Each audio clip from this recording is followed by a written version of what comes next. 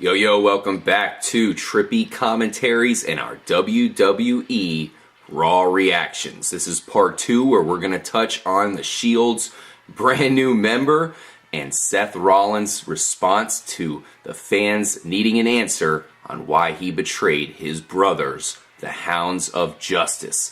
I am RJ and I am joined by Corey, who is in Minnesota. Corey, what's up, man? Not much, man. I'm up here enjoying, of course, the home state of former Governor Jesse the Body Ventura, and also a WWE Hall of Famer. Minnesota's got a rich wrestling history. Tonight was another chapter in that on Monday Night Raw. We saw a lot of epic developments here. Yes, and we should mention that Retro Brett has been fired. Around here, you either adapt or you perish. Retro Brett perished. I will say that he was fully behind the man we're seeing right now, Daniel Bryan, being stripped of the title. He did want to get that in, that he thought it was very necessary, and that he is completely behind the authorities' decision to do so, because we will see a very epic match. So selfishly, I hate to see it, Daniel Bryan. I know you're there next to your boy, Dr. Joseph Maroon, who unfortunately has shut you down temporarily. But, it's for the best of the business that you be stripped. And maybe one day you'll get to hold that title belt again. But moving on, let's go ahead and get into a very, very interesting, exclusive interview that Cole did with Seth Rollins. And he really gave us an interesting answer here, Corey. What happened and what'd you take out of it? Well, earlier in the night we saw the 3MB. I mean, they got their ass kicked by the remainder of the Shield, Dean Ambrose and Roman Reigns. It was super quick.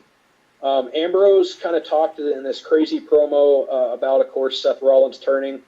Said he's gonna rip his nose off, and he's gonna rip his hair out and stuff it in his mouth, and just all this crazy stuff. He was really animated, which I love about Dean Ambrose. We saw Roman Reigns, of course. He was a little bit, we saw a little bit more personality out of him this week, I feel like, too. He talked about Seth Rollins being scum of the earth, and how they would, the remainder of the Shield, Roman Reigns and Dean Ambrose, would await Seth Rollins' big explanation with Michael Cole later on in the evening. And, of course, that's what we got. The whole thing basically amounted to that Seth Rollins is out for himself. And the best business move for him was to join up with Triple H and the Authority and turn on the Shield. He talked about this being the evolution of Seth Rollins, and how that, his former partners, they may have thought of him as brothers, but to him, they were just business partners. This was some great work by Seth Rollins as far as being a villain. I feel like he's going to settle right into that role very well. He certainly impressed me tonight. He's great in the ring. He talked a lot about how he is the architect and how he was the architect of the whole Shield, dynamic and the success of the Shield. Yeah, what they're hyping as the most powerful trio possibly in WWE history. He was the architect. Yeah, definitely. And, speaking of trios, we ended up seeing the remainder of the Shield, of course, come out like they said they would and start to try to attack Seth Rollins. But we saw the Wyatts actually come out and interfere and cut him off. Bray Wyatt and Eric Rowan and Luke Harper. They all came in and started brawling with Roman Reigns and Dean Ambrose as Seth Rollins made his escape completely out of the building, apparently.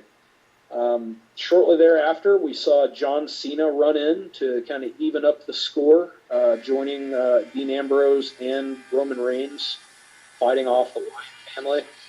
And in the end, of course, they ended up standing tall and getting the upper hand. It was basically a preview for the match, the main event. We saw a As you said, perhaps a new member of the Shield. To me, I think it's maybe just a temporary alliance due to common enemies. But John Cena teamed up tonight with Dean Ambrose and Roman Reigns. That was certainly an interesting dynamic to see. Definitely. We'll see if, like you said, if it's just because of the common enemy. We definitely have to point out that they showed the Authority, Triple H, and Miss McMahon there looking at the screen, kind of wondering why the hell would Cena team up with them. They didn't really seem to care too much, but it is kind of interesting that you kind of bring in the Authority kind of perspective of, why is Cena getting involved here now as well. I gotta say, going to the Seth Rollins thing, I really like that reasoning that he gave.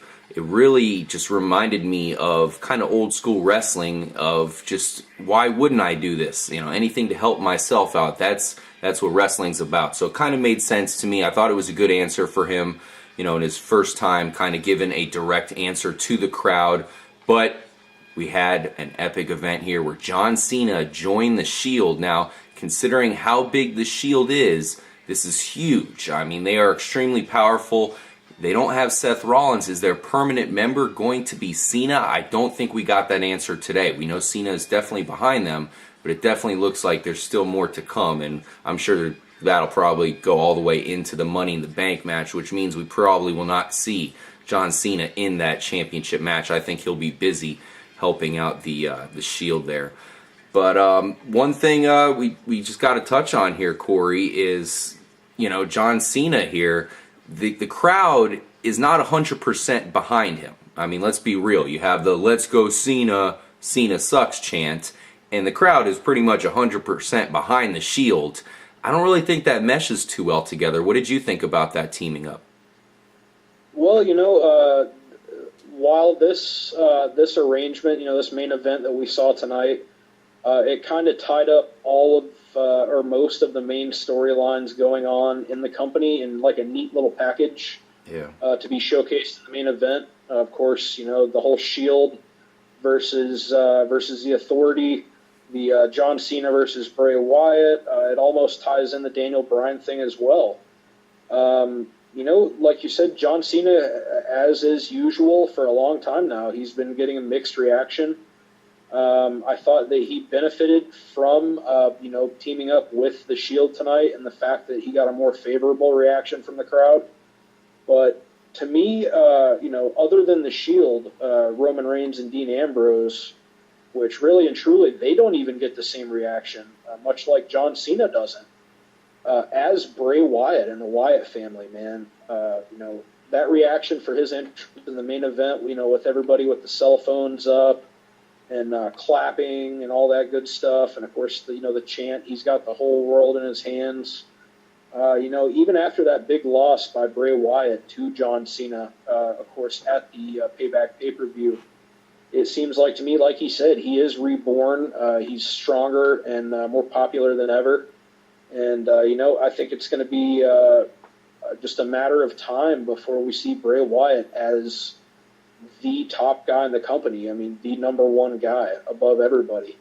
Right now, with Daniel Bryan out, it's one of those times where everybody has to really step up their game. As you and I, talked about off air, it's a real all hands on deck mentality right now. And it's going to be interesting to see how John Cena, will he be inserted into the Money in the Bank match somehow? Or perhaps will he continue the feud with the Wyatt family? Could we see Cena team with the remainder of the Shield, Roman Reigns and Dean Ambrose, at Money in the Bank to take on the Wyatt family? That's certainly a situation to, monitor going forward here for us, isn't it? Absolutely.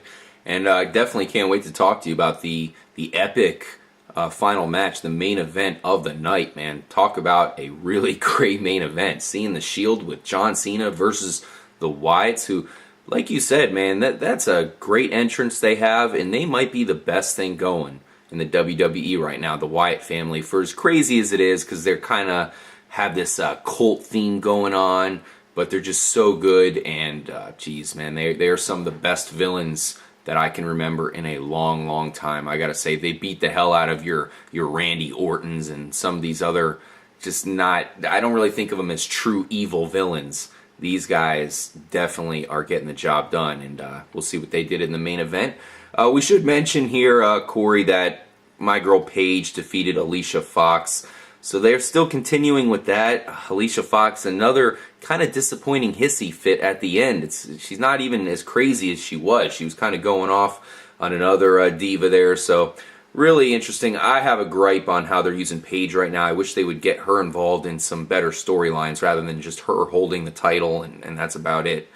Jack Swagger came out and defeated Santino, Corey. Who cares about that, right? Yeah, pretty much. Santino is comic relief at the. That's kind of his designated spot. Jack Swagger and Zeb Coulter. Zeb Coulter's pretty funny. He's great on the mic. Of course, Jack Swagger isn't. He is decent in the ring. I feel like it was a good move to separate Cesaro from Jack Swagger and Zeb Coulter and put him in the position that he's in now. There's not really a lot to say about that match. I assume we're going to end up seeing that to be one of those short-term feuds. Maybe they might get an undercard match at the pay-per-view with Santino versus Jack Swagger. Yeah, basically, Zeb Coulter has that list of people that they want to deport, or he wants to deport, and Santino's on it. So there you go. All right, so I don't think there's anything else to talk about here, Corey, but the epic main event. We had the new look Shield, Dean Ambrose, Roman Reigns. Corey and I are huge fans of both of these fighters, and we both think they have extremely bright futures ahead of them. I mean, future is so bright for these guys, they got to wear shades. They teamed up with John Cena, longtime WWE superstar, which I don't really think they needed a guy on that level to make them any bigger, but they got it. And they matched up with the Reborn Wyatts. You had, as you mentioned, Corey, Bray Wyatt coming off a crushing defeat. This was his first match on Raw since that defeat to John Cena, where he was put in a box and basically put to sleep. But you had him show up with this apparently reborn persona, same intro, had a lot of hype coming into the match. This was a good one, Corey. Yeah, definitely. This whole storyline with the Shield, of course, Seth Rollins turning on him. It's super hot right now. Roman Reigns and Dean Ambrose are really over.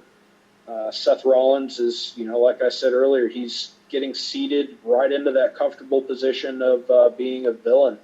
And he did exceptionally well tonight in his first real moment in the spotlight, as a solo performer. Of course, as you said, John Cena teamed with the Shield. This was kind of a means of tying together a lot of the main storylines, as I said. The Wyatts, awesome reaction. This was a pretty good match, back and forth. The crowd was definitely into it. Unfortunately, I hate to say this, but I ended up losing my cable during part of this main event. RJ, maybe you could recap the second half and the ending of this for me. Yeah, basically it was just your standard tag team match. Of course, in this case where you have trios against one another. I know it's a big deal right now at the WWE, and they're doing these kind of matches a lot. I'm not the biggest fan. I don't like how you have two members that I want to see fighting on the outside while you have the one-on-one or one-on-one match inside. But you saw a lot of, trying to tag John Cena, and finally the tag came to him, and you kind of saw John Cena for the first time, not just outside of the ring, first time coming in fighting with the Shield. He, of course, got a great reaction, but eventually fell victim to the Sister Abigail. Bray Wyatt got him pretty good there. But what happened, Corey, was eventually when they finally tagged in Roman Reigns, as you can imagine, he completely brought the pain. He knocked out everybody, eventually spearing Eric Rowan and getting the victory. To me, this was all about Roman Reigns just once again appearing to be the beast. He pretty much, as soon as he got in, he kicked everybody's asses and won it.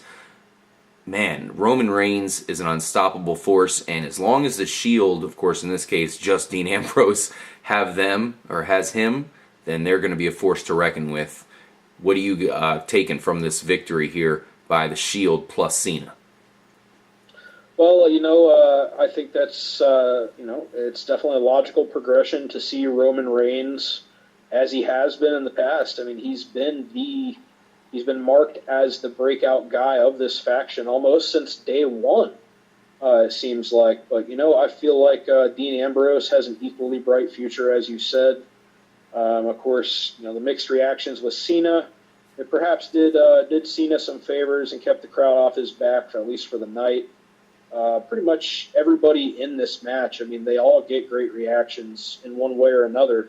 Of course, they're not getting the typical Divas match where the crowd just could care less reaction, which, of course, is not the desired result if you are a pro wrestler. You want to get some kind of reaction out of the crowd, and we definitely saw that tonight. These guys are all hot. The crowds, they love booing them, cheering them, whatever the case may be. I think in the future, we're going to continue to see Roman Reigns kind of position himself towards breaking out, and, eventually all good things must come to an end completely. I could see Dean Ambrose, perhaps, and Roman Reigns coming into some sort of conflict in the future, and maybe Dean Ambrose taking on more of a villain role, more of a, kind of crazy, unorthodox kind of persona, much like he has now, but more in a villain role, which I think he'd be better suited for. Yeah, and one thing we do predict to happen, or at least I do, I'm sure you agree, Corey, is I expect Luke Harper and Eric Rowan to take over the tag team titles. And then I kind of am predicting that Ambrose and Roman Reigns take the title from them, because that would be a hell of a matchup. You have those two guys, you are taking out Bray Wyatt, but Luke Harper and Eric Rowan there are both extremely impressive fighters themselves, and they're big guys. That would be a big-time heavyweight match. Like you, Corey, I'm very interested to see what's going to come from Dean Ambrose. I don't think I really agree that he's going to become a bad guy. I think he might be more of a mankind kind of role, I guess you can say, something like that, where maybe he's the hardcore guy because he's so damn crazy. But I love both of those fighters, man. Roman Reigns, I hope he gets to be as good as we really think he can be. And Seth Rollins, I hate to say it, but his decision, which like I mentioned, I thought was a great decision. I thought it totally made sense. This is going to put him in the limelight as well, and where I would have probably told you before this happened that he's not going to be as big of a fighter as the other two Shield members, I think this definitely puts him on a pedestal, and it'll be interesting to see what ideas they have for him. Is he possibly going to be in this ladder match? Getting back to that ladder match, that was a great match there, the main event. Good to see the Shield come out on top, and it'll definitely be interesting to see what Cena does with them next week if he comes out completely on their side, possibly in his own Shield getup. But finishing off with this ladder match, Corey, do you have any other predictions to talk about before we head into this next Raw? Possibly other fighters joining in, maybe even Seth Rollins here? That could certainly be a possibility. I could see them inserting him into that main event picture, perhaps as the Authority, having a way, also if they were to insert Kane, to where perhaps there would be three of their hand-picked candidates to be the face of the company, as they have said before, in Seth Rollins, Randy Orton, and perhaps Kane, if he was to get inserted there as well with Rollins. This is Seth's time to shine. He's really got the limelight right now. Roman Reigns and Dean Ambrose are on deck. Not that they're not shining on their own as well, but time will tell what happens with these young guys and their careers, their futures with the company. It definitely looks good for them, and I'm looking forward to seeing them tangle in the future. Each of them maybe with Bray Wyatt, perhaps on a grand stage like maybe WrestleMania. Definitely, and we'll see if the Hounds of Justice now, I guess, replacing Seth Rollins with John Cena, we'll see if they can stay tight-knit, or perhaps will they be victim to another betrayal. hopefully Dean Ambrose does not betray Roman Reigns or the other way around. And you never know, maybe Cena's trying to get in there to cause some havoc as well. You never know what's going on. The WWE has been extremely shocking as of late. And who knows what's going to happen on the next week of Raw. We'll definitely find out who else is going to be involved with this epic championship ladder match, which we'll see in this pay-per-view coming up, the Money in the Bank. And we'll definitely see what comes of the Authorities, all their mastering of puppets here with the WWE. It seems like they're trying to control everything, and they're certainly doing a good job of it as of now. I'm RJ. Thank you guys for joining us for this week's version of Raw Reactions. Definitely let us know what you think is going on. Corey up there in Minnesota, take it out and let us know what you're going to do way up there in the northern part of the USA. Well, I'm actually going to go ahead and hop on a plane and head back home. I've got some business to attend to here. Everybody out there within the sound of my voice who may be watching us here, make sure you've already subscribed. Maybe you have already. If you have already subscribed, maybe share one of our videos with your friends. If you know more people who enjoy these sort of topics that we cover here on the channel, which are certainly a lot of them, make sure to share with them, subscribe, and as always, stay trippy.